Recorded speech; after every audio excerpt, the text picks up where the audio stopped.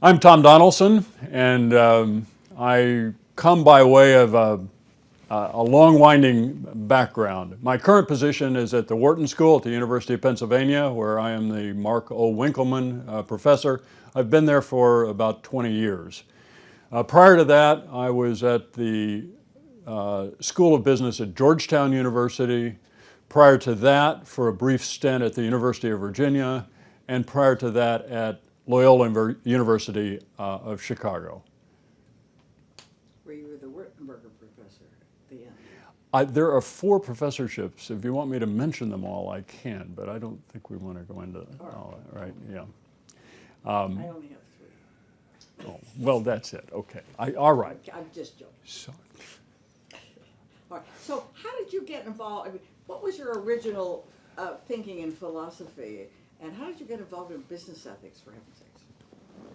well, you know, I come by this connection to business ethics from philosophy by way of personal schizophrenia. In other words, I had a business degree. I worked in business for a couple of years. I was always fascinated by philosophy, so decided to pursue a Ph.D. in philosophy. But by the time I graduated, there was, inside, a sense of 2 worlds that didn't connect. So to some extent, my career has been a working out of something quite personal. Which is? So, Which is what are the 2 worlds? yeah, so Remember, we have naive listeners. So the 2 worlds that were working their way out inside of me were, on the one hand, the world of business, which I had come to respect enormously, especially for the practical attention to people. But on the other hand, in my philosophy studies, I was exposed to some theories that I came to take very seriously that didn't mix with what I had learned in my business school experience. And I suppose in a way that personal challenge ended up giving me what became a mission, and that is to try to institutionalize the teaching of ethics in schools of business so that the person who graduates with a business degree can have these 2 worlds connect inside themselves. So where did you start? What were your initial introduction to business ethics and teaching business ethics? As if I didn't know. Yeah. Well, I'm talking about this as if all of this came full blown from the head of Zeus or inside me. I was helped. It just so happened that Loyola University of Chicago, which was where I first worked, had a job opening in the area of business ethics. And while I had planned on doing a business ethics course wherever I landed, this was a great opportunity. And what I found was that Loyola was willing to encourage business ethics at a time that so many other universities were just turning up their nose at it. The reason I went to Loyola, again, had something to do with the availability of a job and the encouragement that I found there from the administration. It probably helped that there was a huge undergraduate population with required courses in this particular area. That was where I met Pat Werhane, and that was where, for me, a lot of things came together, began to flower. Pat and I worked to develop one of the first courses at Loyola University of Chicago, at least in the sort of modern era. There had been courses taught before as far back as the 30s. And it also became a delightful friendship that I've been able to maintain over all these years. And what one of your, I keep telling, but you don't always, one of your great accomplishments was to find a case book so that we taught real case studies from business. And we were one of the first to do that. But it's true. Yeah. You forget. And look, yeah. So one of the questions I've asked myself is how did things click at at Loyola. And I think they clicked for a bunch of reasons. But I know that one of the things that worked very well came from a suggestion by the dean of the business school.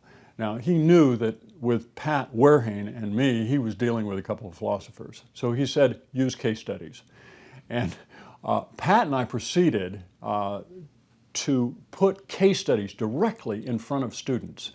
And that tended to work for the students. It also tended to work for us because it sort of softened some of the heavy philosophy that we might have been inclined to lay out in the beginning.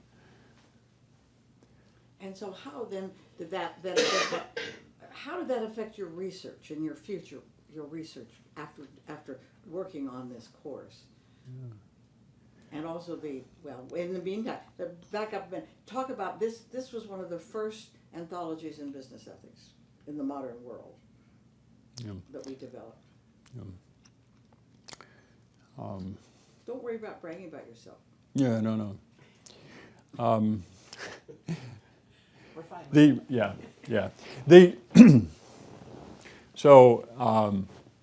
The introduction of case studies into teaching went a long way for the students. And Pat Werhane and I decided to package this in the form of a book, which we did. And we've been very lucky with that book. I mean, it survived for many, many decades in multiple editions and has been used around the world.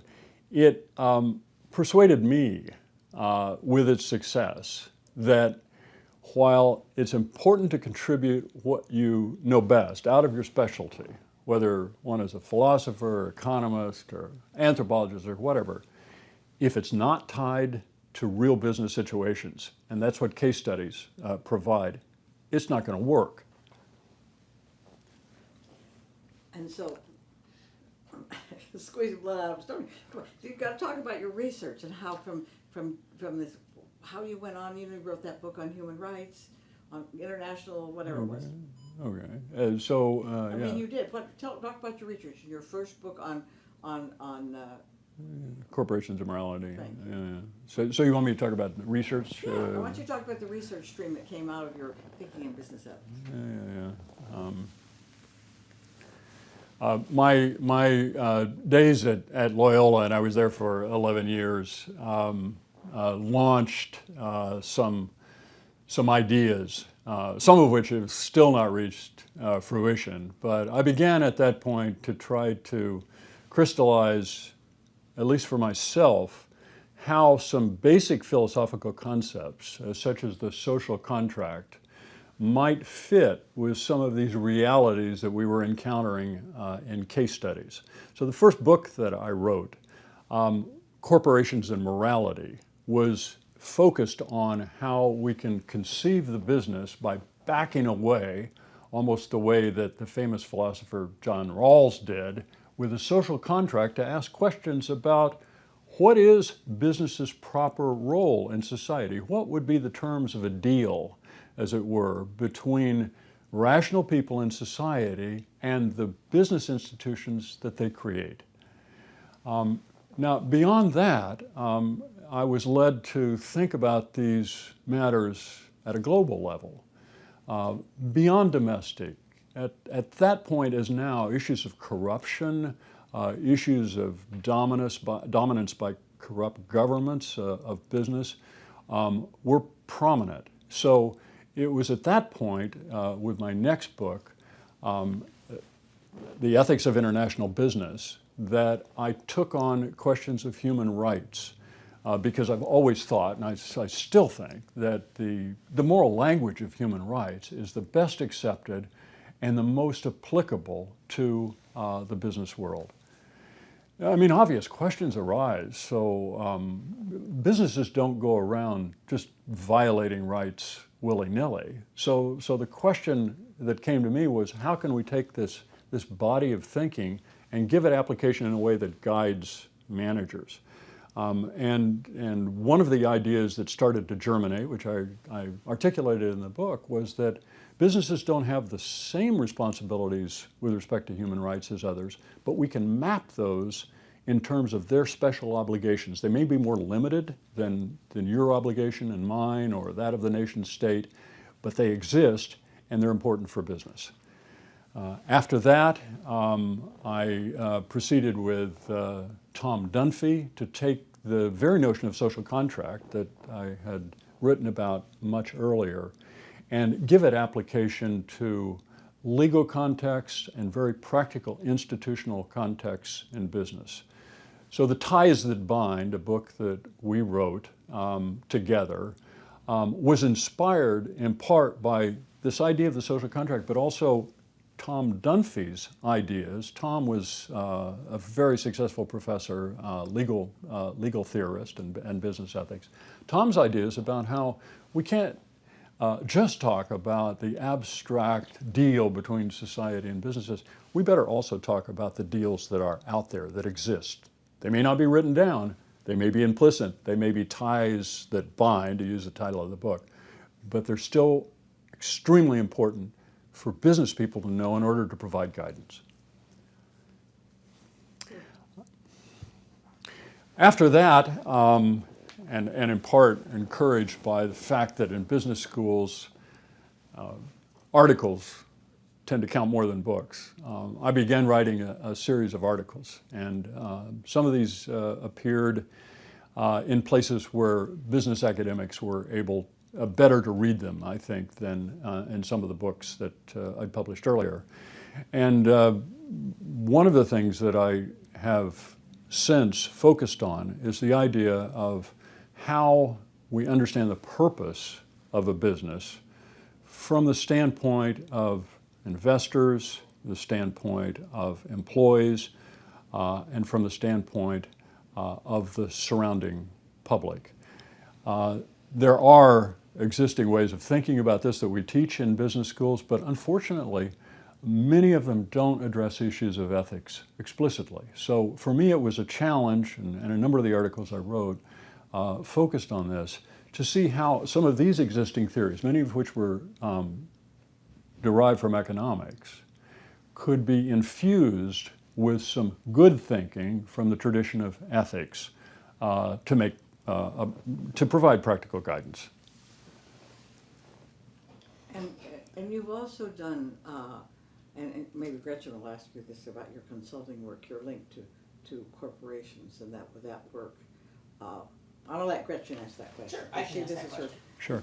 We've got a team here. Yeah, We got a little rhythm that we're getting into. So yeah, no. So you've done a lot of work with businesses in your career. yes.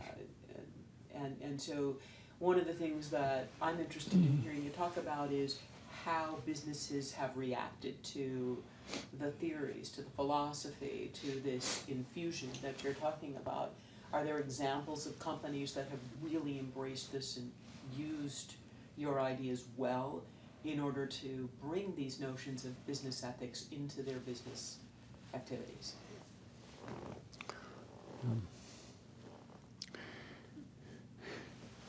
Not everybody who works in business ethics has the opportunity to work directly with businesses, but I had that luxury over the course of my career. And I guess it's obvious that businesses sometimes need to reach out to find guidance, at least if they hit a hard patch that they don't know what to do with. My experience, by the way, has been that there are two kinds of companies that tend to give you a call. They're the ones that take great pride in how well they're doing, and often for very good reasons. And then there are the ones that had their ships wrecked on rocks, are crying out and sometimes want cover to show that they're now embarked on a decent course. But you know, I just would add that it's not only corporations, it's also other organizations. So I've worked with not-for-profit organizations. I did a session, for example, with Kofi Annan and the Associate Secretary Generals in the wake of the oil for food scandal. I've done some work with the World Bank and with the IMF. When it comes to working with businesses, one has to be careful, I think, in a position like mine, or anybody who's in business ethics, you don't really want to be used as a kind of cover as a part of their publicity effort. So I tend to make clear that what I'm going to do is basically internal, and it's not to be used for publicity purposes. One also has to decide whether it's only the companies that have strong positive reputations one is going to work with. And I must tell you, I've done a fair amount of work. I've met twice with the board of Walmart, and have done a fair amount of work with Walmart over the years. At least for me, and I know Walmart has been subject to a lot of criticism, it's really important not to let reputation, whether good or bad, impact what you think you might be able to do. The real question is whether you think you can do something positive for the organization. I now actually have reached a point where if you look on my webpage, you'll see that I identify business ethics, but also corporate governance as one of my specialties. So this has been a direction that I've sort of slid into. And I now also, on a fairly regular basis, work with members of boards of directors, often in groups where they're gathered. Just learning what their challenges are. Challenges of activist investors, challenges of how to relate to the shareholder who, say, is a sovereign wealth fund and has very different ideas from ordinary investors, has benefited my teaching hugely. As a matter of fact, I think I'd be a much worse teacher. There's no question about it without the experience that I've had there. And so, thinking about the field of business ethics, where do you think this is all going? I mean, you've been obviously we've been in this field a long time. You're a member of the Society for Business Ethics. How do you see the future of business ethics and the field of the society? If you give me the answer to that, then I can tell you. Okay, where do I see? We get different answers every time I ask. No bad. Okay, so. So it's okay. Where do I see the field of business ethics going? Okay. Or think about what would papers be about, say, 20 years from now? What issues haven't we touched? The old timers. What haven't we talked about that we need to talk about? Questions, new questions that have come up in the 21st century. One of the questions that I sometimes get is, where is the field of business ethics heading? And my crystal ball is no better than yours. But I am reminded that over the last 40 years, the siren call has often come, business ethics is going down in flames and it's a fad. The remarkable thing is that I've heard that for the last 40 or 50 years. I remember David Vogel, who is a prominent professor at the University of California, and I once made a bet in Paris. This was, I think, 25 years ago, and he predicted that in 10 years business ethics would be basically dead. I think we bet a pizza. I haven't collected the pizza, but he owes it to me. So I don't think business ethics is going to die out. The reason is because it reflects an inherent value that has not yet been worked out in the system of capitalism. It's been worked out to some extent. You have to understand historically that capitalism emerges in not in a vacuum, but in the context of some already very settled moral and religious notions about equal worth of souls, et cetera, et cetera. And it grew like topsy. It was remarkable in its capacity to generate economic wealth. But remember, in the beginning, it gave us child labor. It gave us a bottle marked dandelion that actually had deadly belladonna in it. And it was during the 19th century that we started to get laws, child labor laws, product labeling laws, product liability laws. Later, with trust busting and a lot of the more institutional legal apparatus, we softened yet and made closer that connection between our underlying moral positions and the system of capitalism.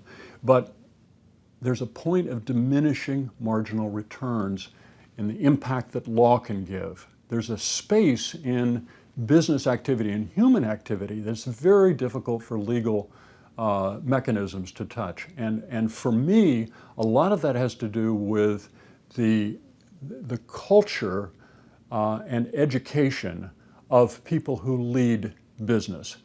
We're still working that out. We have a long way to go. What issues do I think will be prominent 10 years from now or 20 years from now?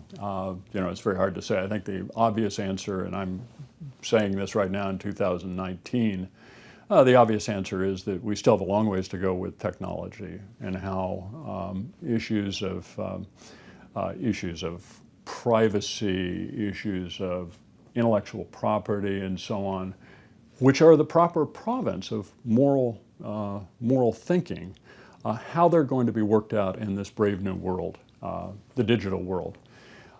Beyond that, I worry that the push against, and again, I'm saying this in 2019, but the push against global community, which is represented in, at least currently, in the notions of populism and some of the leadership that we have around the world, is going to damage enormously our ability to connect at this broader level of ethics that we so desperately need in an international economy. Can I ask you about the social contract in this new age of technical devolution where jobs will disappear, etc.? How do you see that will happen? Given that in the Industrial Revolution social contract, a lot was implicit and tacit. Right. What are your thoughts?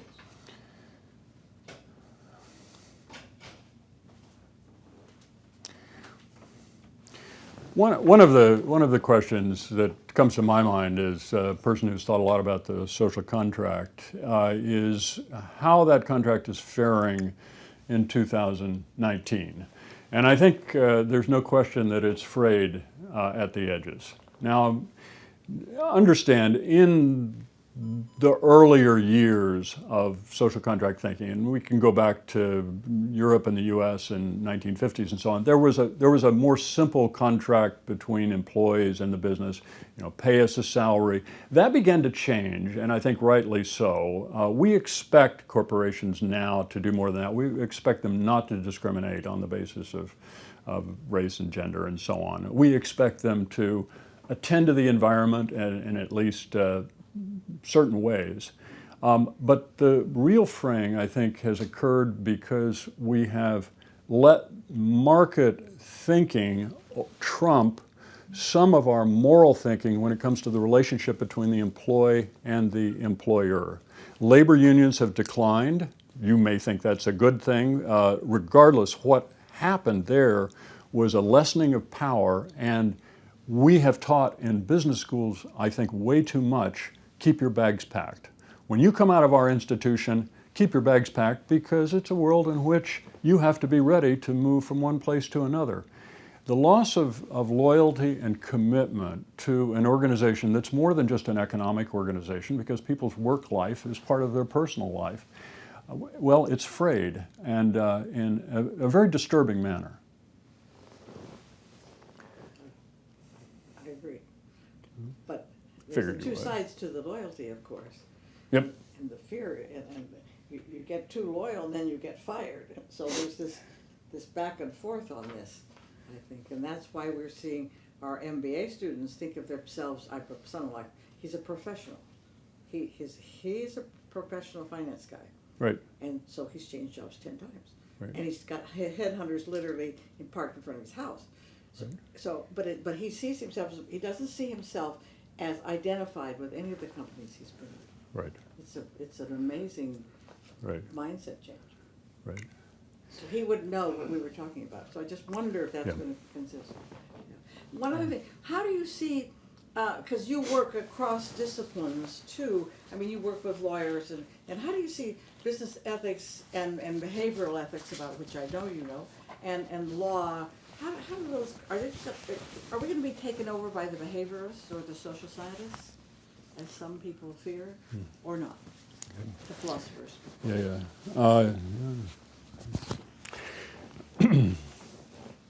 To repeat that, sorry.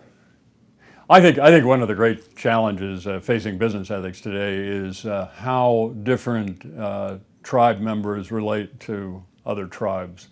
When I refer to tribes, I'm talking about those groups inside the university that have their own tenure trajectory.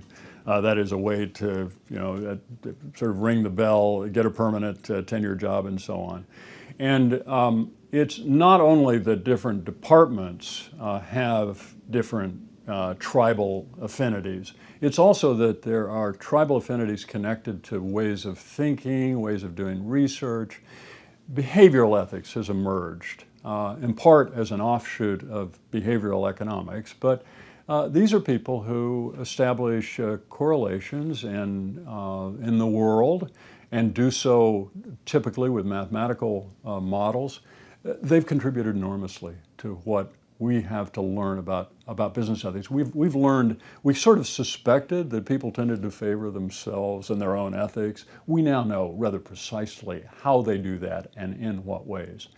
But wouldn't you know, the person who's been trained to think of data and empirics as belonging to another world doesn't always see eye to eye with the person for whom that world is absolute home base. So the horrible truth is that we have clashes inside a broader effort in which we should be more cooperative. My view is let 1,000 flowers bloom, and recently in our department we have hired people with history degrees, with degrees in anthropology, and I think business ethics has always been a garden of many different flowers. I have one thing that I'd like to put in this, and I don't know. Whatever. Okay, because This it's is just what we want. it's actually, yeah, it's something I feel fairly strongly about. If I were to look on the horizon and ask what success factors were for business ethics, I'd turn immediately to the approach that's taken by business schools, and in particular administrators and donors, supporters, alumni of business schools.